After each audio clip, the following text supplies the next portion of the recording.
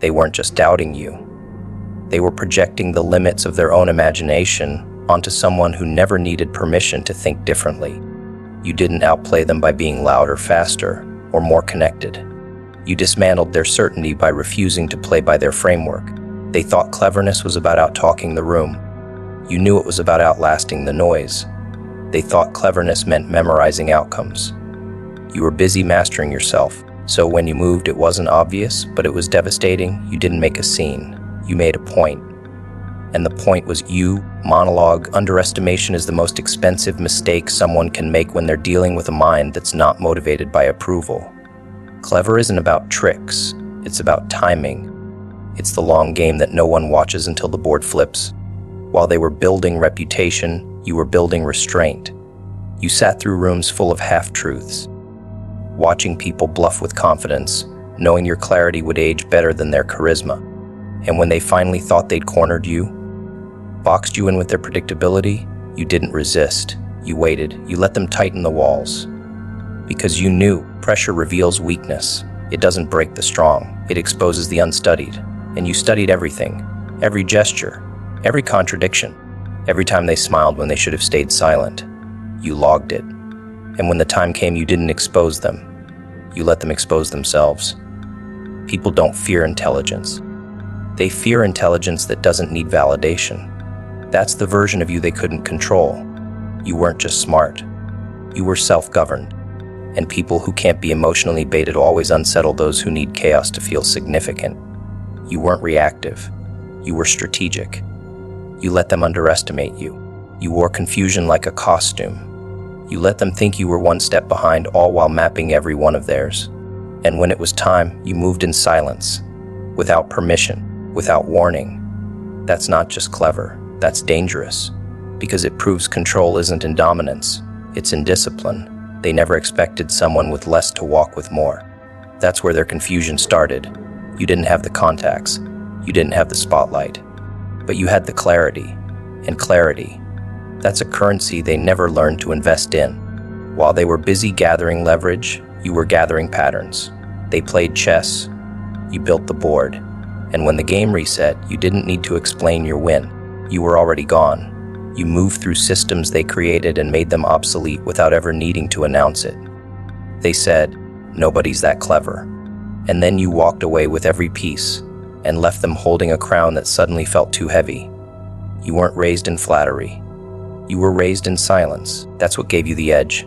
Cleverness doesn't grow in praise, it grows in scrutiny, in being told you're too intense, too much, too calculated. You listened, took the notes, and rewrote the entire play. You didn't reject their assumptions, you used them. You made their belief in your limits the weapon that destroyed theirs. That's the psychological edge most will never master. Not because it's hard, but because it's boring. Boring to wait, boring to listen, boring to act when it's time instead of when it's tempting. But you weren't chasing excitement. You were chasing elevation. That's what made your move hurt more, and it was precise. Clever people don't talk. They observe. They let others reveal themselves. You knew that. You knew that if you stayed quiet long enough, they'd say too much. That if you played dumb just enough, they'd expose what they were hiding. You didn't need to interrupt the story. They told on themselves. Every assumption they made was a trap they laid for themselves. And when the time came, you didn't destroy them. You left them standing in a narrative they wrote with a character they didn't expect to lose to. That's what cleverness looks like. Not explosion, not chaos, just a room full of stunned faces. Realizing the quiet one always had the loudest mind. Your cleverness wasn't gifted. It was earned. Earned through rejection, through solitude, through being overlooked so often you became invisible on purpose. You stopped trying to be seen. You started learning how to see, and that sight. That's what made you lethal. You didn't make moves for revenge. You made them for redefinition. You didn't care who was watching. You only cared about impact, and impact, when it's calculated, doesn't need a witness. It echoes, long after the moment passes, long after the applause dies, long after the crowd forgets. Your move stays, not because it shocked them, but because it reminded them that they never really understood who they were dealing with. There's a price for cleverness. It's isolation. You knew that, you paid it. You watched others rise faster with shortcuts and showmanship while you stayed behind, building foundation. You weren't bitter. You were busy. And now that the dust has settled, you don't need to explain your absence. Your return speaks for itself. You didn't get louder. You got sharper. And when you cut through the noise, they realized too late that charm never beats clarity. That shortcuts never outpace strategy. You didn't take what was theirs. You revealed what was always yours. And suddenly, nobody's that clever sounds like a confession, not a compliment. They assumed cleverness needed to be seen to be real. But you were playing in a different dimension. You weren't here to win arguments. You were here to write the ending. And endings, when written by someone who doesn't need revenge, are the most terrifying kind. You didn't slam the door. You rewired the lock. You didn't break the system. You made it irrelevant. That kind of movement, that kind of genius, it doesn't sparkle. It stings. It doesn't rise for recognition. It rises because it was built to. And when they finally asked how you did it, you didn't respond. You just smiled. Because some answers aren't for sharing. They're for surviving. So now they sit in the aftermath, still holding the rulebook you no longer obey. And you've already moved on to your next blueprint. They call it impossible. You call it done.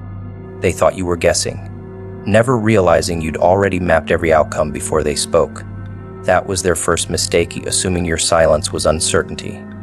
When really, it was observation in its purest form. You weren't lost in thought.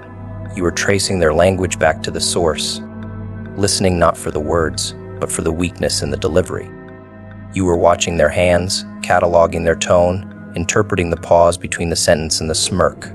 Because people always tell on themselves, not in what they say, but in what they repeat. And by the time they laid their plans before you, dressed up in flattery and false concern, you had already simulated every version of their betrayal. Not in paranoia, but in preparation, because people like that are predictable. They run the same scripts with different names. But this time, the script collapsed the moment you let them believe you were still in the dark. You never needed to catch them in the act. You just needed them to think they got away with it. That's the beauty of psychological distance. It creates the illusion that you're slow to react, when in truth you've already reacted, internally, completely, without needing a performance. They saw your calm and thought you were digesting their lie. But you weren't chewing. You were closing the chapter, quietly.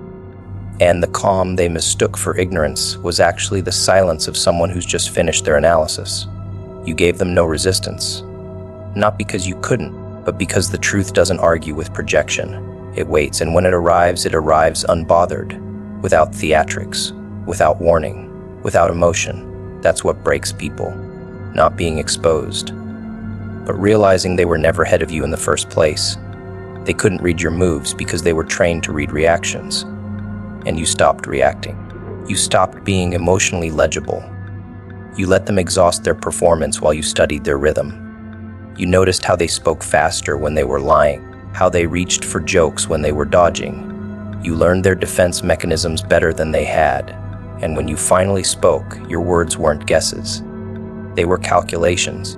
Measured truths dropped like iron bars on a glass floor. They shattered with precision, and the most unsettling part, you didn't need to raise your voice, because when someone speaks from alignment, every syllable becomes a mirror, and they saw themselves clearly for the first time, through your silence, not your scream. They underestimated how deeply you analyze, how you aren't moved by performance but by patterns. You weren't watching them. You were watching time, watching how they repeated certain behaviors every 7 days, watching how they only reached out when they needed a reaction, watching how apologies came in cycles, like seasons. And while they were calling you paranoid, you were cataloging data, not to confront them, but to outgrow them, because confrontation would give them relevance. But removal, that was the real punishment. And it wasn't out of spite, it was out of clarity. Because once someone shows you who they are more than once, you're not obligated to wait for a third. You're obligated to leave the table. You learn that guessing is what they do. They guess your boundaries. They guess your needs. They guess your limits. But you plan. You've seen too much to improvise. Your mind doesn't race, it rehearses. You see the 5 possible endings before they open their mouth. That's why you don't rush to respond. You already know which route they'll take. You're just watching how long it takes them to reveal the version you already prepared for. That patience, that pause. That terrifies them. Because people who thrive off chaos don't know how to handle someone who doesn't blink, who doesn't break, who doesn't need the last word to know they've already won. They mistook your quiet for softness, never realizing you were playing long-range strategy. You weren't looking to win the moment. You were studying the mechanism, the wiring, the defaults. You were listening for tone patterns that told you how they argue, how they defend, how they shift blame, and all of that became data.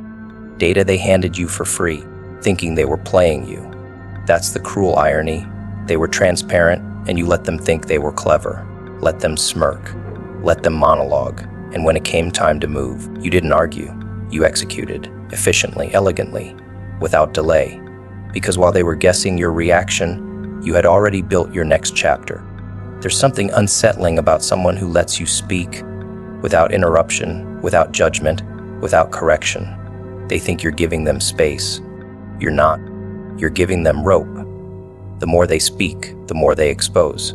And that's what you mastered. You learned how to weaponize silence, how to listen with intention instead of emotion. You weren't trying to win the conversation. You were trying to confirm the pattern. And once confirmed, you didn't need a confrontation. You needed distance. That distance, that was your final act. And they didn't see it coming. Because people don't expect exits that don't include explanations. You knew the real power move wasn't in catching them. It was in showing them they never fooled you. That you were aware the whole time. That you played along. Not because you were blind, but because you were building. Building boundaries. Building certainty. Building the kind of self-worth that doesn't need to be proven. It just exists. That's what disturbed them most. Not that you left, but that you left without needing closure. That you didn't need to warn them. You just disappeared, leaving them with the realization that their manipulation was small, transparent, predictable. And the scariest part, you already knew they would try it again. Your emotional intelligence became their limitation, because you didn't need to be the smartest in the room. You needed to be the most aware, and awareness doesn't need applause. It doesn't perform. It calculates. And when the math is done, and the numbers don't lie, you move.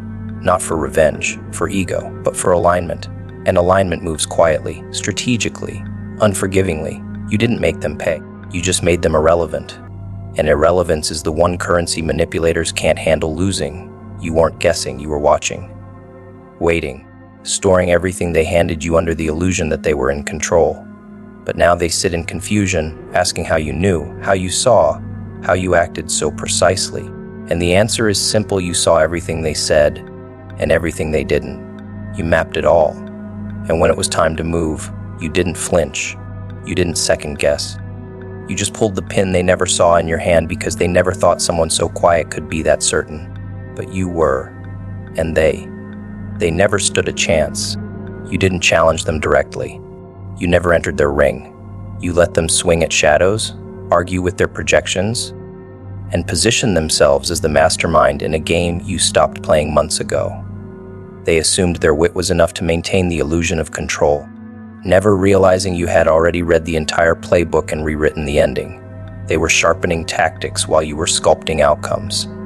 They thought the battle was verbal, strategic, rhetorical, but you'd elevated the game. You were operating in the realm of foresight, not reaction. And foresight doesn't just predict.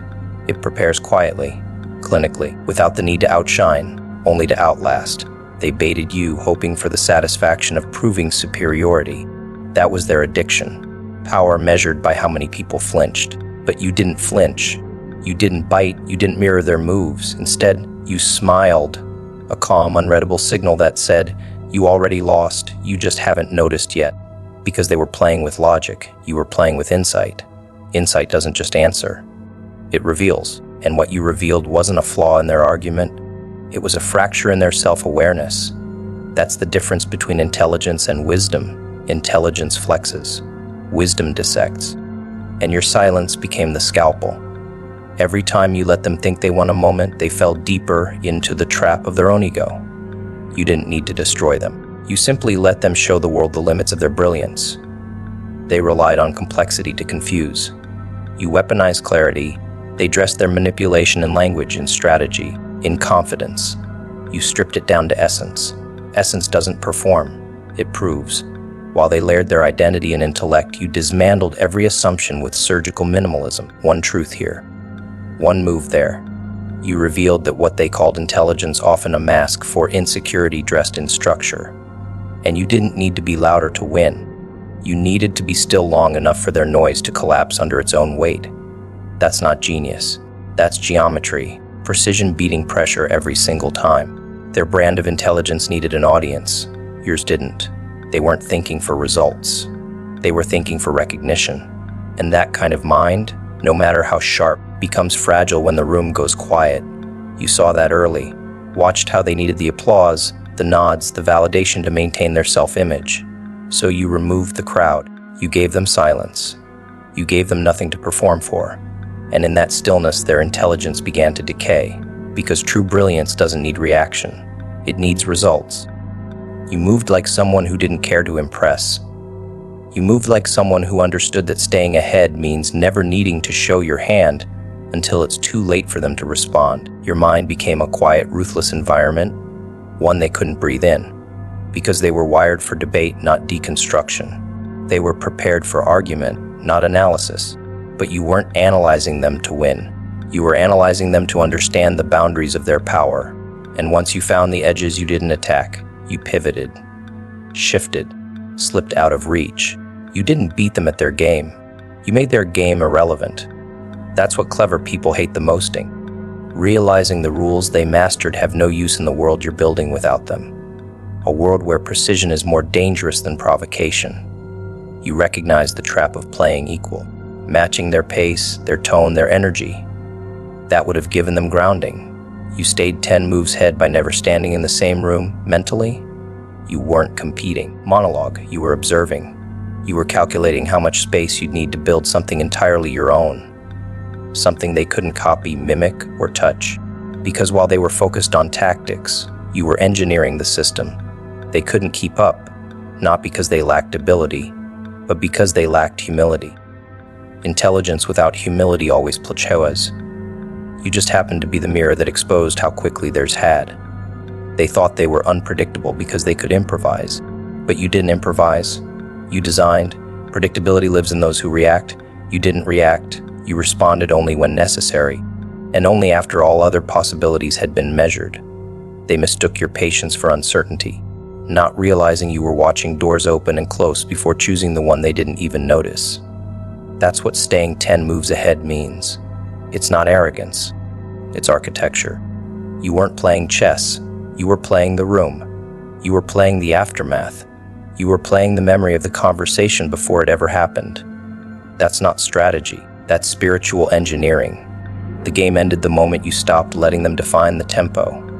That was your true move. Not a brilliant comeback, not a cutting remark, but the refusal to chase the rhythm they set. You created your own rhythm, slower, sharper, sustainable, and that shift redefined the dynamic. They were still arguing with someone you no longer were, still trying to outsmart the version of you that once needed the recognition to feel grounded. But that version had evolved, outgrown the ring, and now they were shadowboxing their own ego, alone, exhausted, and irrelevant. They thought intelligence alone could predict outcomes. You reminded them that awareness governs reality, because awareness accounts for patterns, for emotion, for history, for environment. Awareness notices what intelligence overlooks. And in your awareness, you built a blueprint that just anticipated their move. It anticipated their need to make it. You weren't reacting to them. You were leading them into a reality you'd already mapped. And when they finally looked up to see you ahead of them, calm and untouchable, the silence that followed was louder than any applause they'd ever earned. They relied on tricks and scripts because that's all they ever had. Performance over principle, illusion over depth. They memorized reactions, rehearsed charm, and delivered conversations like scenes from a play they assumed you hadn't seen before. It worked on most people. It worked on those who were desperate for connection, for approval, for belonging. But you weren't desperate.